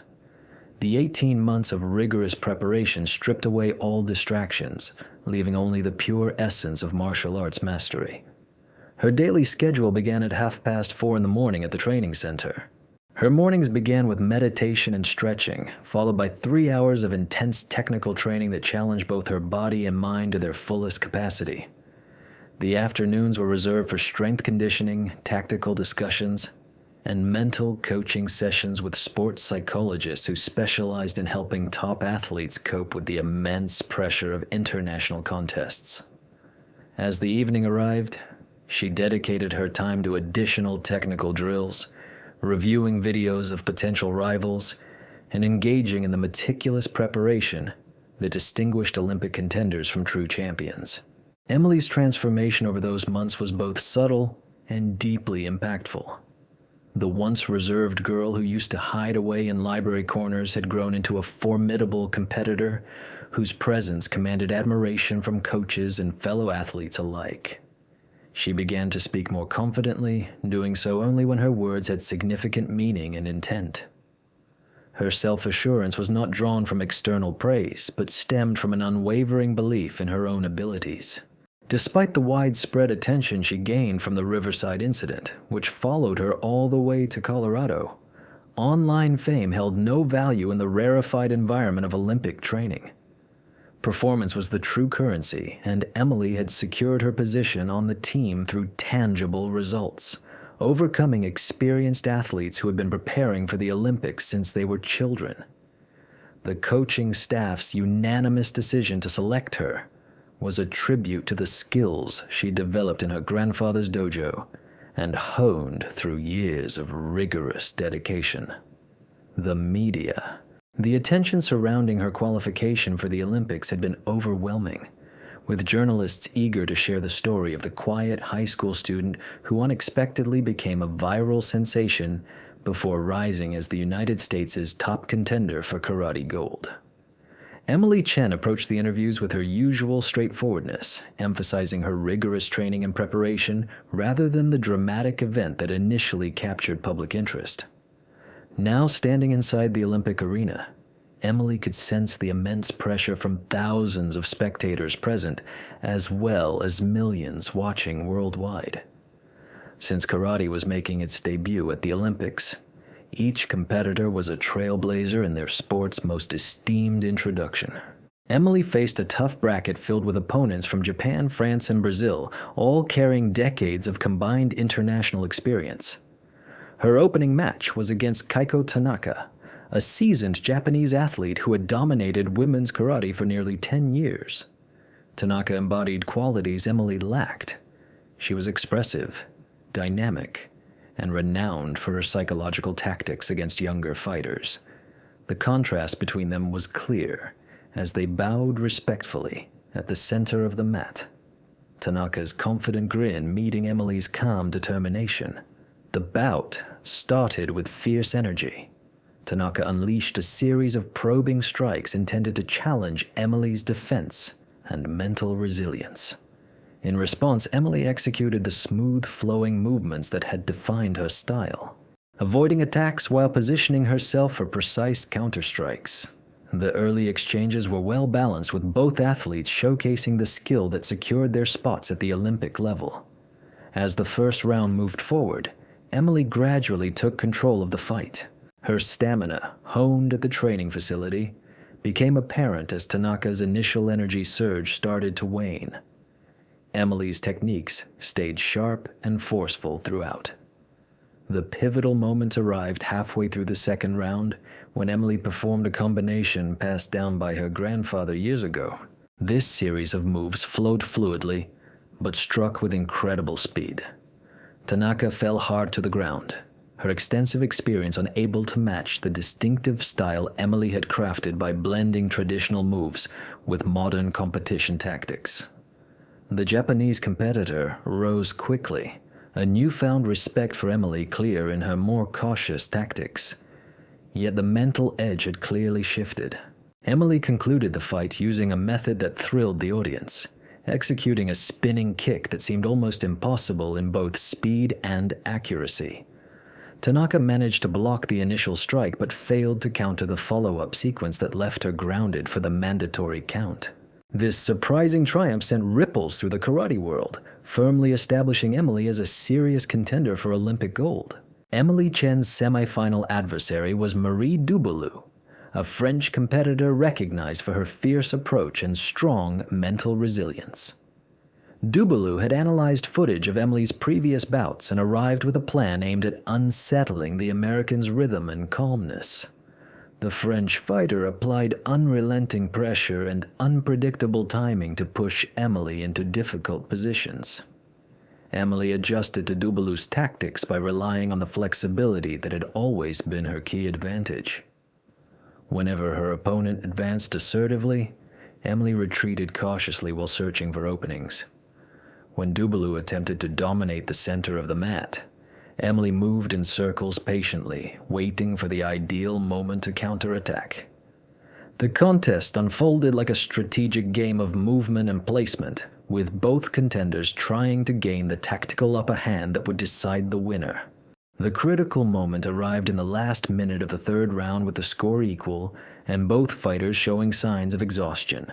Dubulu launched a desperate flurry of attacks, fully committing to a sequence of blows that would either secure victory or expose her to a counterstrike. Emily reacted instantly with a powerful counterattack that took Dubulu by surprise and sent her tumbling to the floor. This triumph secured Emily a spot in the Olympic final against Rafaela Santos, a Brazilian athlete who had reigned supreme in South American karate for many years. Santos was a master of psychological tactics, renowned for her intense mental game. She had a remarkable ability to get into her opponent's minds before matches even started. In the days leading up to the final, she made various comments to the media about Emily Chen's lack of experience and the overwhelming pressure of competing on the Olympic stage. Emily chose to ignore these psychological tactics, directing her energy towards preparing herself and mastering the technical details of the match ahead. She carefully analyzed footage of Santa's previous bouts, spotting consistent patterns and vulnerabilities she could take advantage of. Her coaches helped her develop specific strategies tailored to counter the Brazilian's unconventional techniques and fierce fighting approach. On the evening before the final, Emily received a package from Riverside, Oregon. Inside were several letters from her former classmates, teachers, and community members who had closely followed her Olympic journey. This heartwarming support effort had been coordinated by Rachel Martinez, who collected encouraging notes from people who had witnessed Emily's transformation from a quiet student to a global competitor. Among the letters was one from Mr. Kim, the librarian who had quietly encouraged her during her most challenging high school days. His brief yet powerful words said, "You have shown the world that true strength comes from within. Tomorrow, let everyone witness the warrior you have always been." There was even a letter from Tyler Brooks, a Riverside graduate now pursuing computer engineering at Oregon State University. He shared screenshots of social media posts from various parts of the globe featuring martial arts students and anti-bullying champions inspired by Emily Chen's story to chase their own dreams despite facing challenges from opposition.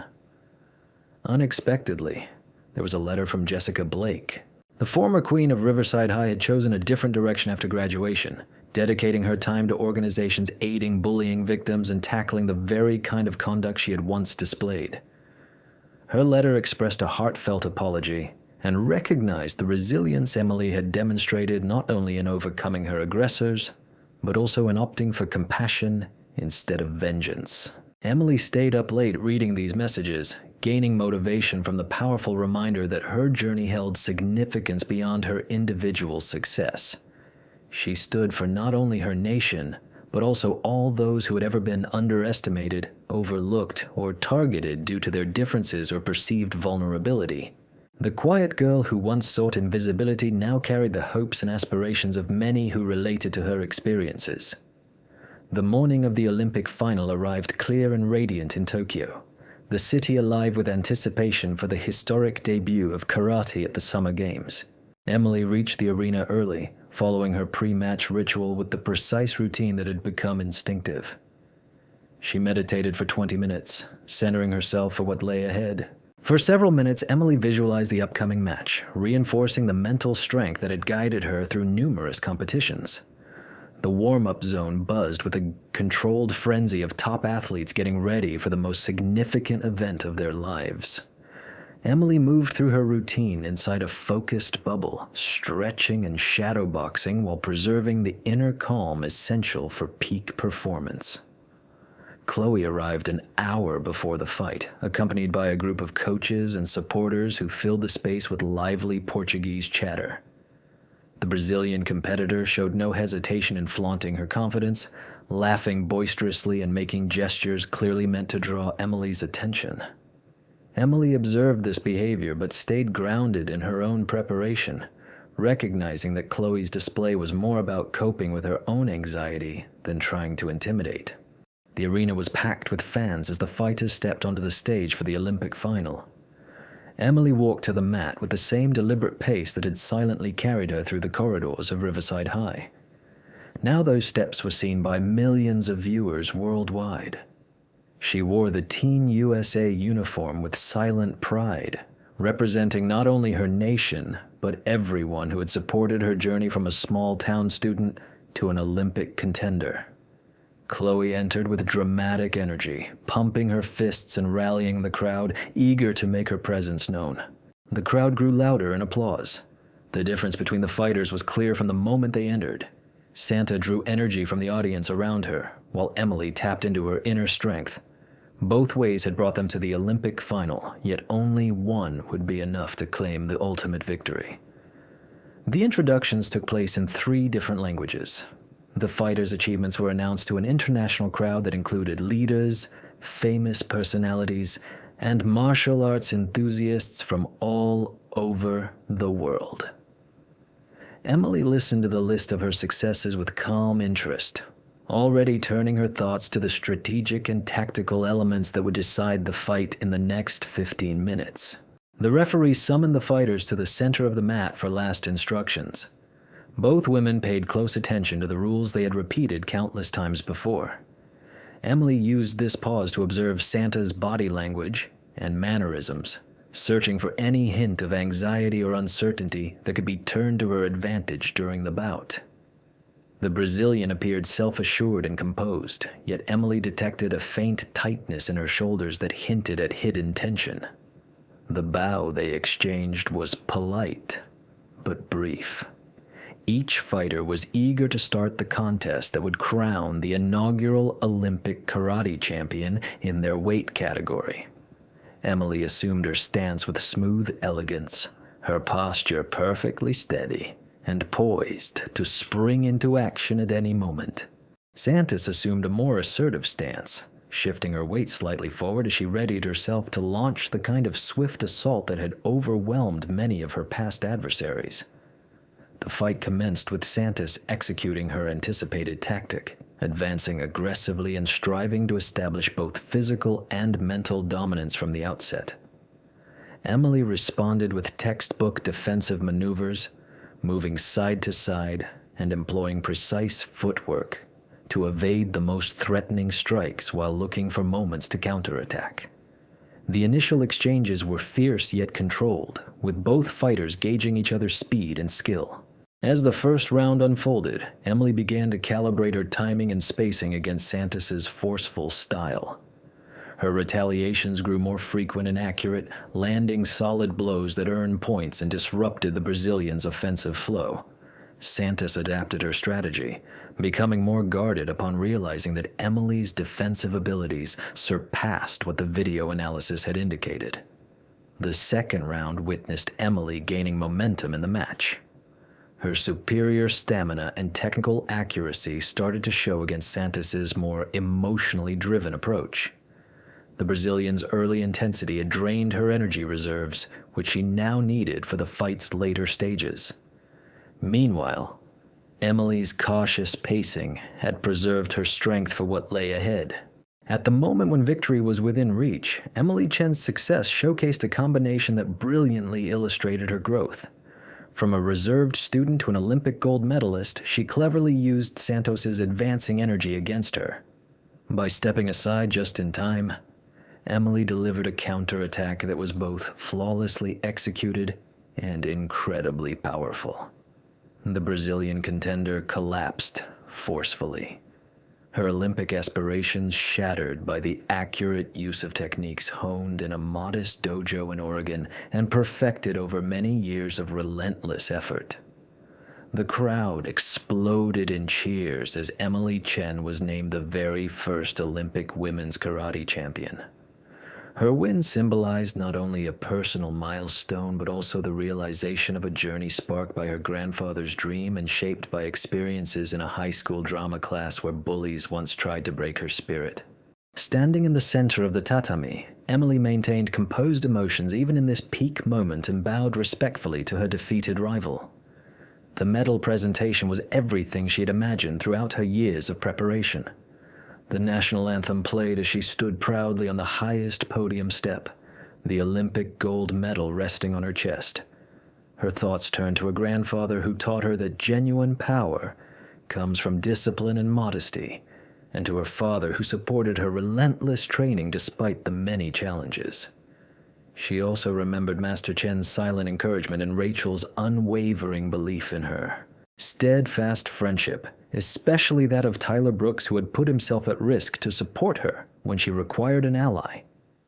Above all, she remembered the reserved girl who once kept to the library corners, fearful of attracting notice because she thought remaining unnoticed was the safest path. That girl learned that real power did not come from hiding away, but from standing tall with grace and skill when the moment called for action. Emily Chen rose to become an Olympic champion, not despite her reserved demeanor, but because of it, showing that the most formidable fighters sometimes appear in the most modest forms. In the months following her Olympic triumph, Emily experienced another transformation, this time evolving from champion to inspirational figure. She founded an organization that offered martial arts education and anti-bullying initiatives to schools nationwide, emphasizing that everyone holds an inner strength that can be nurtured through dedication and effort. Her gentle yet firm leadership approach was just as impactful in tackling social challenges as it had been in the arena. On the anniversary of her Olympic win, Emily returned to Riverside High School, invited to address attendees at the very same charity fashion event where she had once faced humiliation. The significance of this moment was clear to everyone as Emily stepped onto the stage where she had first disclosed her authentic self to the audience. However, now she spoke not as a victim, but as a victor, seeking justice not merely as someone who suffered, but as one who transformed pain into meaning. Her message was clear yet profound. Everyone harbors hidden depths and unused potential. The greatest misfortune is not being undervalued by others, but doubting yourself. She urged the students to see past outward impressions and to encourage one another in uncovering and nurturing their distinct talents and skills. Emily Chen started her path as a quiet girl who preferred to remain unseen. Yet she realized that true invisibility does not come from hiding, but from humility, allowing others 2. At the headquarters of the Chen Foundation in Portland, Emily Chen adjusted the simple black blazer that had become her hallmark for formal events. The building, once a warehouse in the Arts District, buzzed with the energy of employees preparing for the Foundation's annual gala. What started as a modest local event had blossomed into an international celebration of strength and empowerment. The Foundation had surpassed every hope Emily held when she first launched it using her Olympic winnings and sponsorship money. What began as a small program offering martial arts lessons to underserved neighborhoods had transformed into a wide-ranging organization tackling bullying, advocating for mental wellness, and helping young people uncover their true abilities. The team of 43 full-time staff operated in 12 states, delivering initiatives that impacted over 200,000 students. Emily's method of managing the foundation reflected the core values she followed during her martial arts career: careful strategy, calm leadership, and results that mattered more than hype. Unlike many celebrity foundations that relied mainly on marketing and star-studded occasions, the Chen Foundation emphasized concrete achievements and lasting improvement. Their anti-bullying efforts had gained adoption in school districts nationwide, and their mental health programs had been successfully duplicated elsewhere. On an international scale, their scholarship program had supported more than 3,000 students in pursuing higher education. The upcoming gala would mark the 5th anniversary of the foundation, while unveiling its most ambitious initiative so far: the establishment of a national training center designed to function as both a martial arts academy and a research institute focused on exploring the psychological advantages of disciplined physical exercise. Set to be constructed on 50 acres within the Colorado mountains, this center would offer year-round programs for young athletes and carry out pioneering studies on the connection between martial arts practice and personal growth. Emily Chen navigated through the Foundation's offices, pausing occasionally to check on the various departments that had naturally evolved thanks to her vision. The program development team was putting the finishing touches on curricula for new schools. Meanwhile, the research division was busy analyzing data gathered from their most recent investigations. The communications staff managed multiple interview requests from journalists eager to discover fresh perspectives on Emily's journey. In the scholarship department, Emily stopped to examine applications from students who reminded her of her younger self. Quiet, focused individuals with hidden promise but lacking the resources or confidence to fully cultivate their talents. Each submission narrated a story of obstacles overcome and dreams postponed, and Emily reviewed them with the same thoughtful care she once applied when studying future competitors. One particular application stood out to her deeply. Sarah Kim, a 16-year-old girl from a remote Montana town, had shared her battle with social anxiety alongside her recent passion for martial arts as a means to gain self-assurance. In her heartfelt essay, she described practicing in her family's garage using online tutorials and old, worn-out gear. Though she dreamed of studying at a proper martial arts school, she was aware her family could not afford the fees. Emily Chen made a mental note to carefully examine Sarah's request herself. The memory of her own adolescence surfaced when her grandfather's dojo had been a refuge from a world that felt unfriendly to reserved, thoughtful individuals. The Foundation's purpose was to guarantee that no young person had to face their hardships alone, and Sarah's experience perfectly illustrated the type of situation the organization was designed to support. The Foundation's influence reached well beyond its official programs.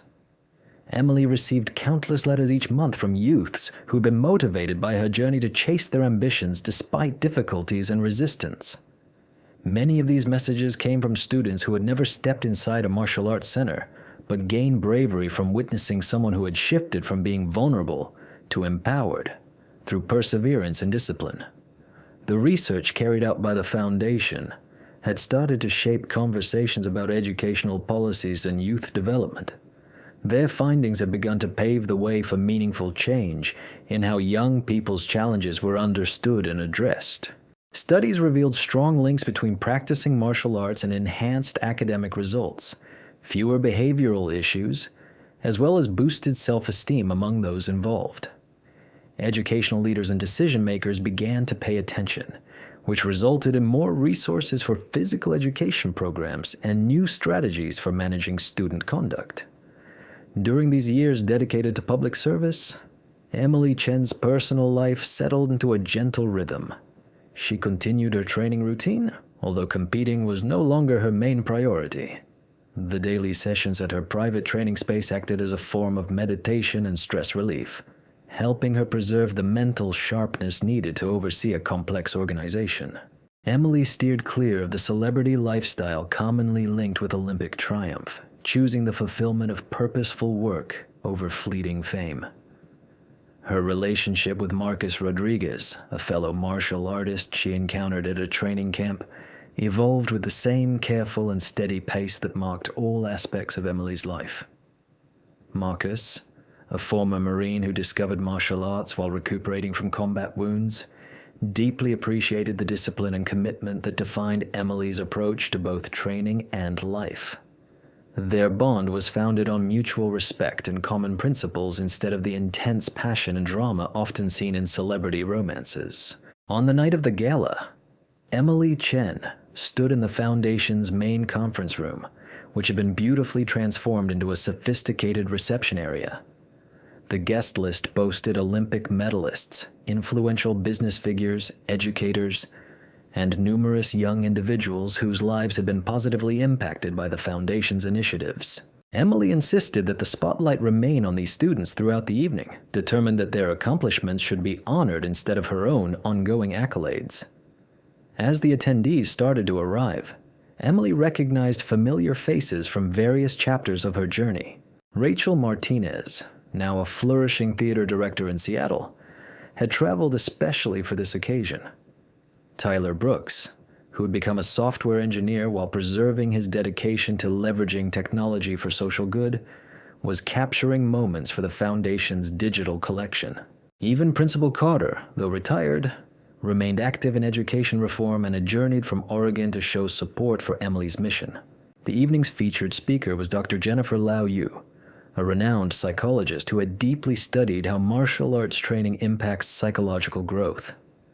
Her talk relied extensively on information gathered through the Foundation's programs, illustrating how disciplined physical training could help tackle challenges like anxiety, depression, aggression, and social withdrawal. Emily followed Dr. Liu's insightful presentation with unwavering attention, appreciating how the scientific evidence reinforced the Foundation's core values and goals. She applied the same focused attention to analyzing opponents' methods that she once devoted to study. The research confirmed what she had always instinctively believed. Martial arts training offers more than just physical abilities. It provides a route to developing mental resilience and emotional strength, which can change lives far beyond mere self-defense. When Emily Chen took the stage to deliver the Foundation's yearly report, she spoke with the calm confidence that had marked her public speeches since her Olympic triumph. The statistics she presented were remarkable. Thousands of students had been reached, hundreds of schools had adopted their initiatives, and multiple research projects had shown clear improvements in academics and social conduct among participants. Yet Emily emphasized personal stories over raw data.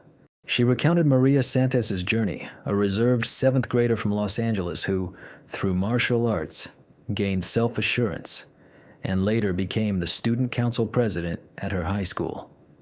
She narrated the experience of Daniel Chen, a former gang member from Detroit who found purpose through the Foundation's programs and was now pursuing criminal justice studies at university.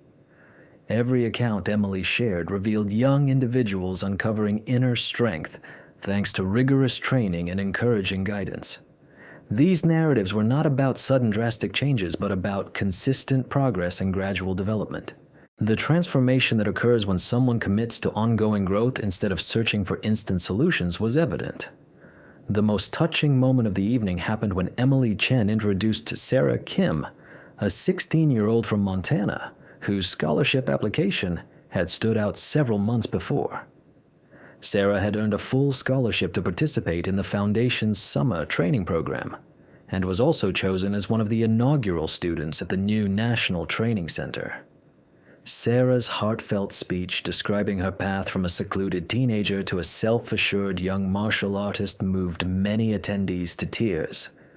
Although the Foundation's initiatives played a role in her change, her bravery and resolve were entirely her own.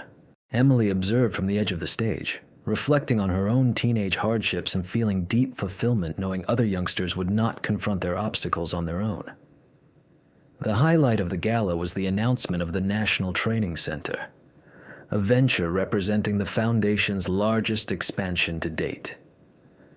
This center would offer year-round training to young martial artists while carrying out studies that might shape society's view of the link between physical training and personal growth. Construction was scheduled to start the following spring, with the first students expected to join in 2 years. Emily's vision for the future had taken a giant step forward. The training center embodied her conviction that martial arts could act as a powerful tool for tackling wider social challenges. Participants would gain top-tier athletic coaching while engaging in initiatives aimed at cultivating leadership skills, academic achievement, and active community involvement. Additionally, the center would serve as a venue for gatherings of teachers and policymakers, promoting research-backed strategies for youth growth. Financial backing for the training center came from an unexpected quarter, a coalition of tech firms spearheaded by none other than Tyler Brooks. His software company had risen to become one of the most prosperous startups in the Pacific Northwest. Tyler had never forgotten the quiet young woman who had confided in him, and his enterprise's prosperity now gave him the means to fund her ongoing mission. As the evening wore on, Emily Chen found herself discussing psychological research projects planned for the new center with Dr. Lau. These studies would explore not just the advantages martial arts impart, but also the specific instructional techniques that enhance positive results. Emily was especially eager about investigations that might pinpoint which students could gain the most from alternative educational and character-building approaches. Their conversation was suddenly interrupted by the arrival of a surprise visitor, Jessica Blake. Dr. Jessica Blake, she earned her doctoral degree in psychology, focusing on aiding individuals affected by bullying and trauma. Her transformation from a high school tormentor into a mental health advocate was as profound as Emily Chen's journey from an unnoticed student to a global champion. Jessica Blake's attendance at the gala symbolized a moment of closure neither woman expected during their confrontation years ago in high school. Their brief exchange was polite yet significant. Two mature individuals who had both drawn valuable insights from their shared past. Jessica's work with those bullied was shaped by her insight into the mindset of offenders, while Emily's foundation programs embodied her experience as a survivor who refused to be defeated. As the attendees started to depart, Emily walked through the gradually emptying reception area, taking a moment to personally express gratitude to the young participants of the evening's event. These students, spanning from middle school to university age, were the true testament to the Foundation's impact.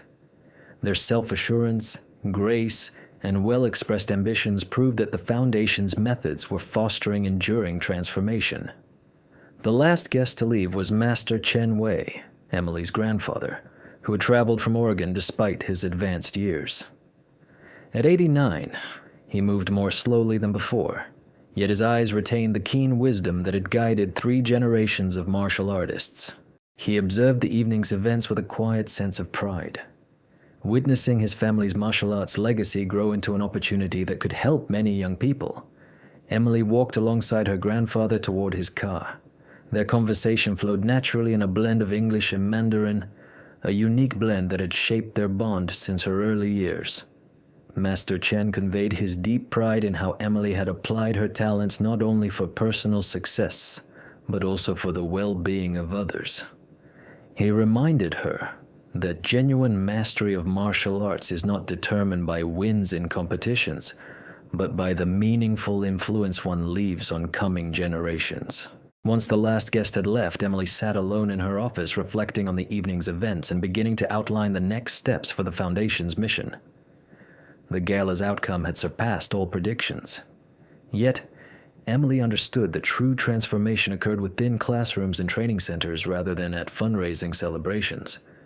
The Foundation's initiatives would keep adapting based on careful study and feedback, always targeting tangible results instead of mere good intentions. Suddenly, her computer notified her of new messages, including emails from students around the globe who had watched the gala's live broadcast. A girl from Nigeria wrote about launching a martial arts club at her school after feeling inspired by Emily's journey. Meanwhile, a boy from rural Alabama shared his wish to attend the new training center despite the financial challenges faced by his family. A grown-up from Australia shared how practicing martial arts had helped her conquer anxiety and find a clear path in life. After countless challenges, every message she received strengthened Emily Chen's belief that her story touched many beyond just her high school struggles. The once shy girl who preferred to stay unnoticed had turned into an emblem of strength emerging from unexpected places, motivating others to look beneath the surface and unlock their own hidden abilities. The Foundation's efforts would keep growing, yet Emily understood that its true value would always lie in the personal transformations it inspired, not merely in the programs launched or buildings established. Those students who gained the courage to defend themselves and others, the educators who uncovered new strategies to support troubled pupils, and the communities that grew kinder and more inclusive for everyone, were the real marks of Emily's achievements. As she got ready to leave her office, Emily lingered by the wall displaying photos from the Foundation's activities. Pictures of students practicing skills, graduating, and reaching milestones painted a vivid story of impact. At the heart of this collection was a snapshot from the very first charity fashion event at Riverside High. Not the famous viral clip that brought her recognition, but a genuine photo showing her walking out onto the stage moments before her performance. The image captured a fleeting but powerful instant. Transformation was a turning point when the once quiet girl who had spent 3 years unnoticed chose to step forward and reveal her true self to the world. Emily looked at that moment and recognized not only her own path, but also the immense potential within every young person who had ever felt ignored, underestimated, or isolated. Emily Chen understood that real strength was not about overcoming enemies, but about inspiring others to uncover their own inner power. The shy girl who once preferred to stay invisible had become a guiding light for anyone needing reassurance that their present situation does not dictate their future opportunities. Her journey kept unfolding, not through dramatic showdowns, but through consistent and dedicated efforts to create a better future for young people who deserve to find their hidden resilience. The foundation bearing her name promised to outlast personal achievements or fame, establishing a legacy measured not by trophies or praise, but by transformed lives and unlocked potential. Emily realized that the greatest triumph was not claiming a title, but fostering an environment where others could conquer their own fears, doubts, and limitations. Coming up next are 2 more remarkable stories ready for you to explore. If this one resonated with you, do not miss the chance to discover what comes next. Just click and have a look.